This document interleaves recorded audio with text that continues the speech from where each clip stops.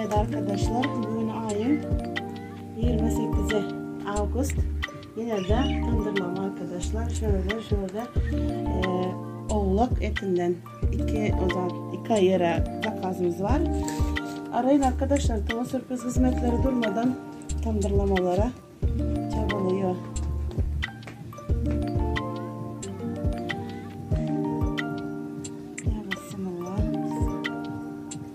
Yamanın genç bir şey ne?